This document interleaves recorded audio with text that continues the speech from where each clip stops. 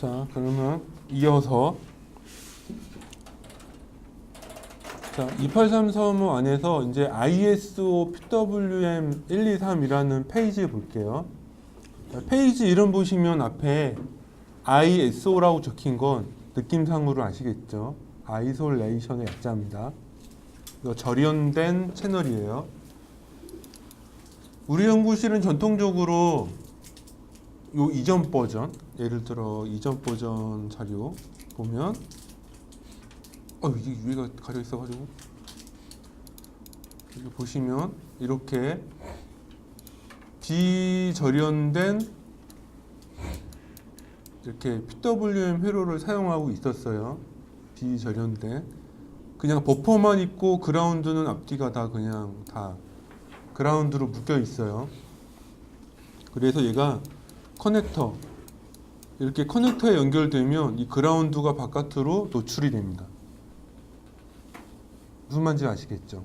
그래서 DSP에서 플랫 케이블을 꽂으면 바로 그때 DSP의 그라운드가 외부 커넥터로 연결이 되면서 전체적으로 그라운드가 묶이는 거죠. 이렇게 되면 PWM은 대부분 전력단 스테이지에 연결되잖아요. 그죠? 전력단 스테이지에 연결되기 때문에 거기서 유입되는 노이즈가 이 신호들을 타고 들어와서 DSP에 영향을 주게 돼요. 전력단 스테이지가 노이즈가 아무리 작아도요, 노이즈가 1% 정도 생긴다고 해도 300V에서 1%면 3V죠. 그럼 3V짜리 노이즈들이 막 생긴다고 봐봐요. 그럼 DSP 입장에서는 걔가 신호로밖에 안 보이죠. 근데 300이 아니라 예를 들어 600이냐 800이 돼버리면 단 1%짜리 노이즈가 온다고 쳐도 거기는 6V, 8V짜리거든요. 그럼 그건 노이즈가 아니라 시스템을 죽이는 거죠. 이제. 분명히 사람으로 비유하면 바늘로 찌른다고 죽지는 않을 거야. 근데 분명히 아프겠죠? 근데 바늘로 죽을 때까지 찌르면 사람도 죽습니다. 반드시. 똑같이 DSP 이 보드도 그러니까 아무리 설계를 잘해도 이런 노이즈가 계속 지속적으로 유입되면 계속 누적된 데미지를 받게 되고 제어기의 성능을 떨어뜨린다든가 우리가 센싱 같은 거 전류 전압 센싱할 때 뭔가 노이즈가 많이 섞여 있는 걸 알 수가 있어요, 나중에. 그래서 지금 설계되어 있는 제어기들은 기본적으로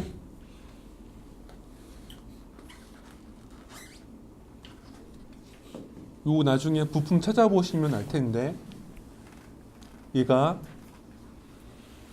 디지털 아이솔레이션 커플러 뭐 이렇게 붙이고 있어요. 얘네들은 이름 제품군을. 그래서 디지털 버퍼인데 절연이 되어 있습니다. 포토커플러 같은 거예요. 쉽게 말하면. 근데 포토커플러 같은 경우는 속도가 아무리 일반적인 포토커플러는 빠르면 한 1MHz 정도가 대역폭이거든요. 물론 아주 좋은 애들은 10메가, 뭐 25메가까지도 나와요. 25메가? 35메가? 이 정도까지도 있어요. 근데 얘네들은 기본적으로 100메가짜리예요. 디지털 전용이라서. 그래서 신호는 좌우에 절연시켜주고 얘 대역폭은 100메가이니 아주 작은 지연만 있는 거죠. 아주 작은 지연만. 하고 밑에는 아까 앞서 설명된 절연형 전원. 이 7841이라는 이 부품 지금 검색 가능한 분들은 한번 인터넷으로 찾아보세요. 절연된 전원이 포함된 그리고 4개의 입출력 절연이 되는 소자입니다. 그래서 위에 거부터 볼게요. 위에 쪽은 1번부터 3번까지 PWM 총 6개를 포함하고 있습니다. 위에 거는. 하고 아래 거는 트립 신호 1개랑 이네이블 신호 하나가 나가고 있어요. 2개는 안 쓰는 거예요. 안 쓰고 이렇게 쓰고 있습니다. 그래서 일로 와보면 절연된 PWM 신호 6개는 74ABT541이라는 소자를 통해서 바깥으로 버퍼가 이렇게 나가요. 커넥터로 나가면 돼. 이렇게 나가요. 절연했다가 버퍼로 나가요. 우리 연구실은 4245를 썼는데 얘는 왜 541을 쓰셨습니까? 두 가지 이유가 있는데, 첫 번째로 여기는 절연 전원 영역인데 3.3V를 굳이 만들 필요가 없어요. 그냥 5V 전원만 들어가면 됩니다. 4245는 그 볼테지 트랜스레이션 버퍼 뭐 이런 거라서 전원이 다른 신호를 3.3V에서 5V를 변환하는 그런 버퍼 용도예요. 그래서 예전 회로를 보면 미세한 그런 차이들이 있는데, 이렇게 보시면 4245 같은 거, 여기는 8T245네요. 3.3V 들어가고 한쪽은 5V가 들어가네요. 그죠? DSP는 기본적으로 3.3V 레벨이고 우리가 쓰는 일반적인 PWM 신호는 5V에 맞추는 거죠. 그러니까 얘는 전원이 이중으로 필요한 버퍼예요. 근데 현재 설계된 회로는 5V만 나오고 여기 밑에 가보면 5V만 생성이 되기 때문에 굳이 이중 전원이 사용되는 버퍼를 채택할 필요가 없다. 첫 번째 이유. 두 번째는 단일 이 소자에서 541의 동작 속도가 엄청나게 고속이다. 그래서 그 두 가지 이유로 이 ABT541이 선택이 됐습니다. 궁금하신 분이 있을지 모르겠지만 여기에 ABT라고 되어 있죠? 이게 어드밴스드 B가 뭐의 약자인지 기억이 안 나네요. 이런 것도 알아두셔야 돼요.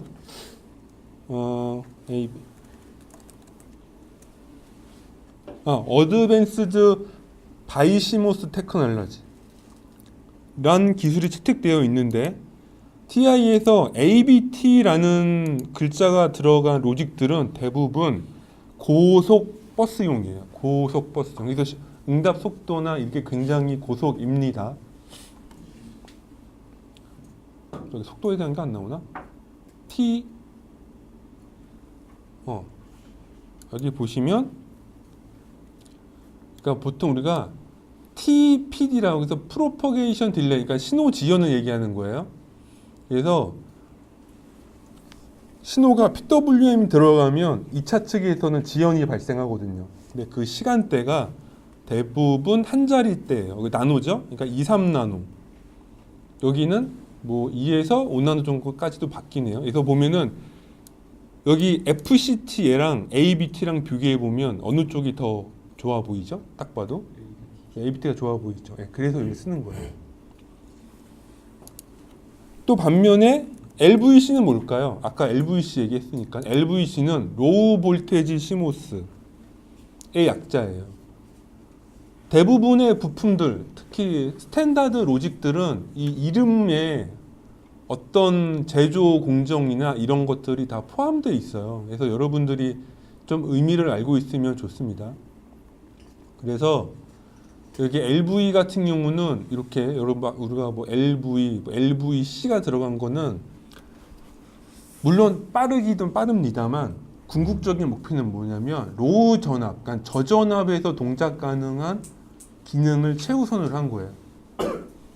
그래서 그 쓰임새가 다르다는 겁니다. 그래서 여러분이 이런 회로에서 예를 들어 LVC 8T245에서만 얘는 속도 위주라기보다는 저전압 동작을 위한 부분이 좀 더 강조가 된 부품이고, 아까 회로도에서 뭐 ABT라든가 뭐 FCT라든가 아니면 AS라든가 뭐 이런 기호에 따라서 찾아보시면 이 제조 공정에 따른 이 소자의 동작 반응 지연, 어떤 그 소자의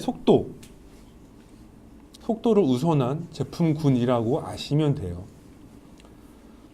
자, 기본적으로 모든 전원은 필터링 처리되어 있고 이 커넥터를 보면 커넥터 배치도 예전 거랑 동일하게 해놨습니다. 여기 보시면 잠깐 볼게요. 이렇게 보면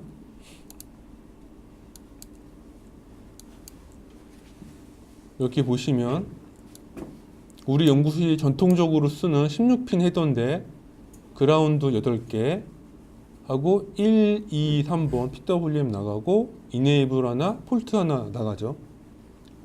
박사님 보고 계신가요? 아니요, 저기 이우석 박사님 보고 계신가요? 네. 자, 저거를 똑같이 맞춰주기 위해서 마찬가지로 PWM 6개 나가고 이네이블 하나 나가고 트립 하나 나갑니다. 트립 하나가 들어오는 거죠, 정확하게는. 여기 트립 신호가 들어오면 여기 RC 필터 거쳐가지고 트립 신호가 들어와요. 자, 여기서 보시면 어디 갔어? 여기 트립은 여기 RC 거쳐가지고요. RC 거쳐서 요 트립 ISO가 요 밑으로 다이렉트로 들어옵니다. 중간에 버퍼 없어요. 그냥 바로 들어와서 절연된 다음에 우리 DSP로 들어와요. 이해하셨죠? 그래서 트립의 반응 정도를 조절하는 방법은 여기는 분압 저항만 있기 때문에 28335에 가면 여기도 저항만 있잖아요. 그죠? 저항으로는 속도 조절이 안 돼요. 속도 조절이 뭘로 되죠? 네, 필터로만 되거든요. 그래서 여기 있는 C값을 조정하면 됩니다. 유일한 인자가 얘 하나예요. 얘 하나다. 그 다음에 이네이블 신호가 중요한데 이 이네이블 때문에 제가 고민이 참 많았어요. 우리 연구실에 전통적으로 있는 또 문제 중에 하나인데 이 PWM이 이 버퍼를 보통 사용하는데 여기 아웃풋 이네이블 단자가 있거든요. 얘가 로우가 되면 이네이블이 되고요. 하이면 출력이 끊어져요. 동작 안 해요.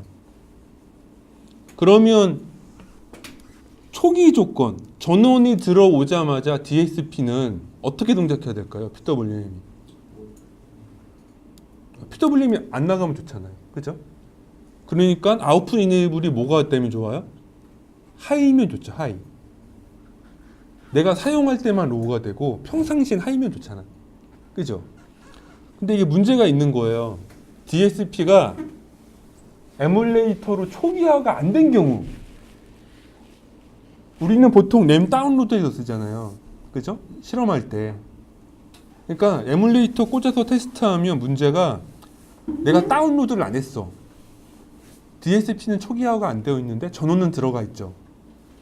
그러면 간혹 이 신호가 의도치 않게 한 1점 몇 볼트가 떠 있을 때가 있어요. 완전 0도 아니고 완전 하이도 아니고. 그래서 가끔씩 이 버퍼가 켜져요, 혼자. 얘가 켜지면 무슨 문제가 있냐? 얘는 출력을 내보내야 되잖아요. 여하튼 간에 켜져 있으니. 그죠? 그러면은 아주 운이 없으면 이쪽 신호가 로우로 인식되면 로우가 나가고 하이가 있으면 하이가 나가요. 초기 값으로. 그래서 가끔 에뮬레이터를 꽂아놓은 상태로 프로그램을 다운로드 안 했는데 DSP 전원이 켜져 있다. 재수 없으면 스택이 나갑니다. 마박하고. 가끔 그래요. 가끔. 그런 사고가 종종 있었어요. 종종. 이거를 막기 위해서 그동안 많은 걸 했는데 지금까지 온 거는 이 아웃풋 이네이블 로우로 떨어뜨리면 안 돼요. 이거 막으려고 참 별짓을 다 했는데 마지막에 생각해낸 거는 레귤레이션을 써서 쓰는 게 가장 현실적인 것 같더라고요. 자, 이거.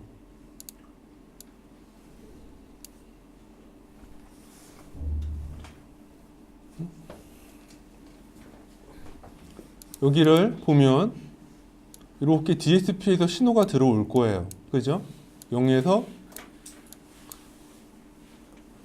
얘는 5V 소자라서 이 출력이 0에서 5V가 들어와요. 참고로 말하는데. 자, 그러면 뭐냐? 문제는 0에서 5V가 아닌 0에서 한 1V가 들어온다. 예를 들자면. 아니 5V 소자인데 1V가 나올 수 있나요? 나올 수도 있잖아요. 안 나온다는 보장을 안 해주는데. 자, 그러면 432라는 소자를 씀으로써 뭘 얻을 수 있냐면 여기 전압이요. 두 개의 저항으로 분압이 되죠. 그죠? 대충 비율이 몇 대 몇이죠? 1대 5 정도 되잖아요. 대충이에요. 1대 5예요. 자, 그러면 통상적으로 여기 확인 들어야 되나? 여기가 2.5V가 돼야지만 얘가 로우가 됩니다. 이 레귤레이터 소자의 동작은 그래요. 여기 2번 핀이 2.5가 돼야지만 로우 떨어져요. 2.5를 안 넘으면 계속 여기는 하이야, 하이.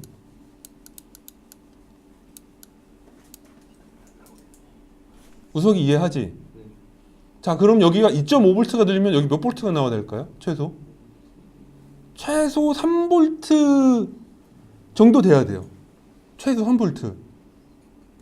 3V가 안 되면 죽었다 깨어나도 이 TL431이 레귤레이션을 안 해. 동작을 안 한다고. 동작 안 하면 뭐다? 계속 풀업이 걸려 있는 하이 상태가 되는 거죠. 이해했나요? 나 여기 이해 안 가는 사람 빨리 손 들어요. 나 이거 생각하느라고 진짜 고생했어요. 이거 하나 막아보겠다고. 우석이 이해해노? 자, 그래서 뭐냐? 이 PWM EN1ISO가 확실하게 3V 이상, 0에서 1V 이런 애매한 거 말고 3V 이상에서 5V가 돼야지만 얘가 로우가 되는 구조. 그래서 얘가 이렇게 된다면 이 PWM EN1이 평상시에 하이로 물려 있어서 이 버퍼가 541이라는 이 버퍼가 오동작할 가능성을 줄일 것이다 라고 지금 기대하고 있습니다.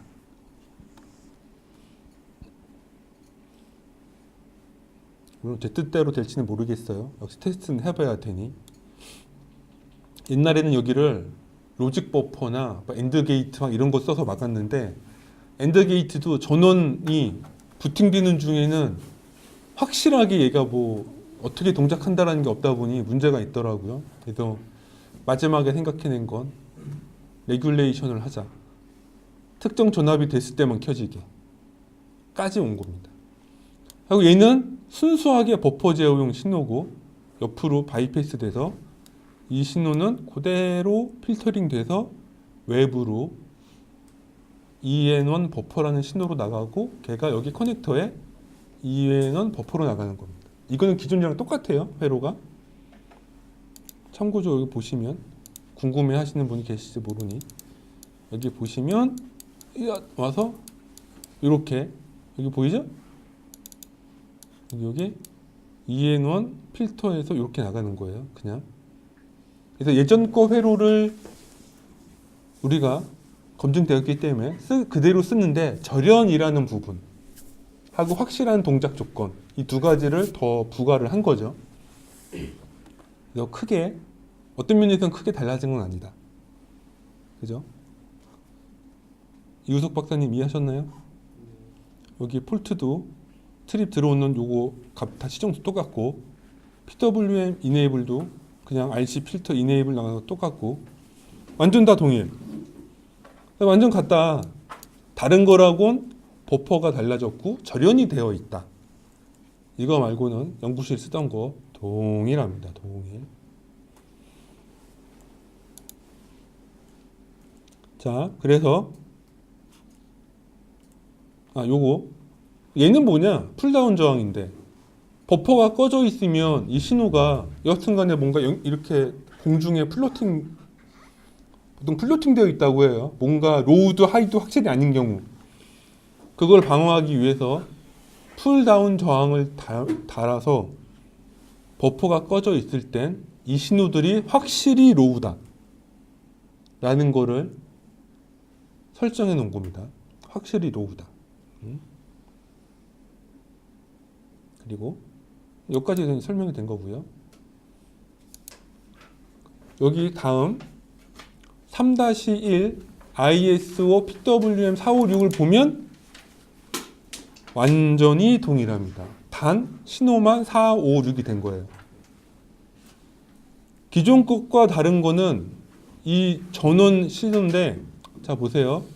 아까 1, 2, 3은 여기 자 보시면 GND와 GND 123 ISO, DOV 123 ISO죠. 근데 456은 GND 456 ISO, DOV 456 ISO라고 되어 있죠. 그래서 PWM이 두 개가 완전 독립적으로 절연되어 있습니다. 여기서 옛날 회로를 잠깐 보면 얘는 애당초 비재련 타입이니까 그라운드가 서로 이렇게 딱 보면 그라운드가 묶여 있죠. 여기랑 여기 잘 보시면 여기랑 여기가 묶여 있어요. 그라운드가. 그러니까 두 개가 절연이 안 됐어. 그래서 스택을 두 개 연결을 테스트한다. 그럼 의도치 않게 스택 두 개의 그라운드를 재호기가 초태지 시킨 거지. 그라운드를. 뭐 그게 문제입니까? 문제는 아닌데 가끔 그게 두 개를 완전히 독립적으로다가 보고 싶을 때가 있다 이거지. 그라운드로 다 묶지 않고. 그런 경우를 대비하기 위해서 아예 기본적으로 이 6개 단위별로 절연을 시켜 놓은 상태이고, 실질적으로 PCB를 보면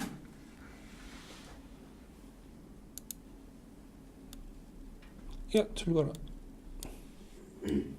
자, 이게 방금 본 회로 두 가지 회로인데 봐도 여기 검은 거는 그냥 아무것도 없는 거예요. 검은 거는 여기 지금 PWM 회로 이게 1, 2, 3, 4, 5, 6인데 위아래 아무것도 연결된 게 없는 구조죠.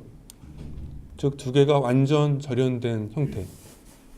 서로가 서로한테 영향을 줄 확률을 낮춘 형태로 설계를 해놨습니다. 그래서 아마 고전압이라든가 두 개 이상의 스택을 내가 실험을 해야 된다라고 했을 때 그래도 좀 안전하지 않을까, 옛날 거보다는 이라고 주장해 보고, 그 다음에 3-2 ISO DIO 회로. 기본적으로 DIO는 속도가 막 요구되는 인터페이스는 아니거든요. 그래서 포터커플러만 씁니다. 보통 포터커플러만 쓰고, 이 포터커플러를 구동하려면 이 입력 측에 LED를 켜야 되거든요.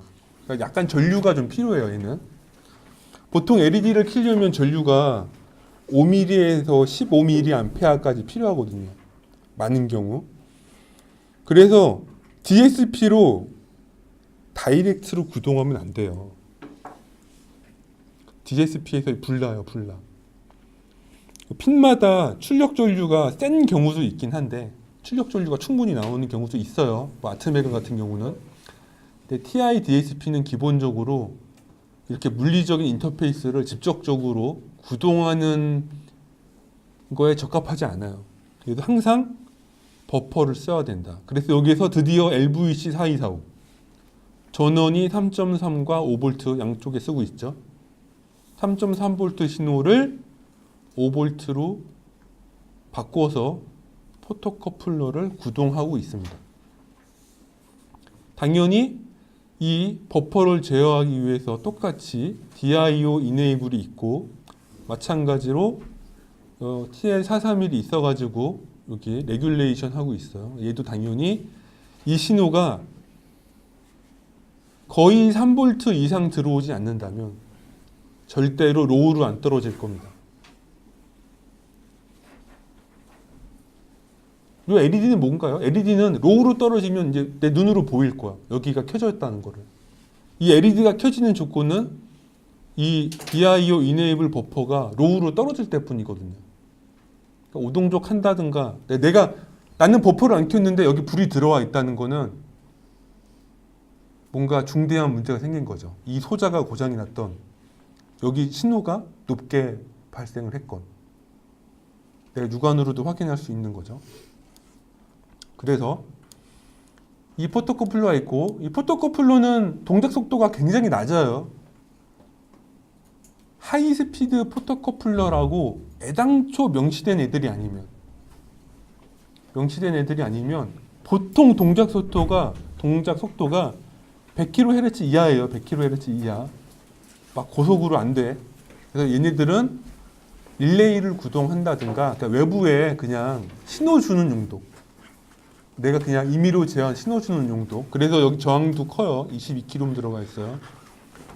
왜 이렇게 큰 거 다셨어요? 그러니까 우리 연구실은 DIO를 릴레이 키는데 주로 쓰는데 릴레이를 보통 트랜지스터로 구동하거든요. 그러니까 트랜지스터에 바이오스 구동할 때 22kΩ이면 충분해요. 여기 컴온, 그라운드 의미하는 거 아니에요. 24V 막 이런 전원 보통 24V로 가정했어요. 24V에 22kΩ 저항이면 거의 1mA 하잖아요. 그 정도면 트랜지스터가 풀 턴온합니다. 풀 턴온. 풀 턴온하면은 릴레이 구동하는데 아무 문제 없어요. 그래서 이렇게 된 거고, 그게 8개가 있는 거 이렇게 쭉. 당연히 포토커플러 때문에 좌우는 절연이 되어 있는 거고요. 밑에는 입력이죠, 입력. 입력이라서 밖에서 24V 아래로 떨어지는 신호를 쓰는데 이렇게 쓰면 내부에 3.3V를 껐다 켰다 하는 이 구조가 돼서 요거는 다이렉트로 DSP에 인터페이스 되어 있죠. 뭐 기억이 안 날 수도 있으니까 여기 아까 전에 여기 DSP에 다이렉트로 들어와 있죠. 여기에 이 신호가 다이렉트로 연결되어 있습니다. 그래서 얘는 그냥 3.3V에서 그냥 다이렉트로 들어오면 돼요. 중간에 버퍼 필요 없이. 밖에 신호만 들어오면 되죠. 그러니까는 뭐냐, 갑자기 의도치 않은 입력이 들어왔다? 이런 건 없어요, 세상에. 얘는 밖에서 신호가 들어왔을 때만 켜져. 왜 그러냐? 이 LED가 동작하려면 뭐라고요? 최소 5mm에서 15mm. 미리암페어 전류는 굉장히 큰 에너지입니다. 그게 있어야지만 얘가 동작을 해요. 내가 손 갖다 정전기 좀 였다가 이렇게 한다고 해서 켜지지 않아, 절대로. 10mm라는 건 엄청나게 큰 에너지예요. 그래서 얘는 중간에 특별한 신호가 없어도 이 포토커플러 자체가 굉장히 에너지가 큰 경우에만 동작하기 때문에 중간에 특별한 신호를 처리하지 않더라도 쓸 수가 있다. 그래서 이거를 밖에 이렇게 2개 쪼갰어요. 출력 4개, 입력 2개 하고 커먼, COM. 자, 그래서 얘 같은 경우에 이제 궁금할 수도 있으니까 여기에 24V 밖에서 연결하고 이렇게 트랜지스터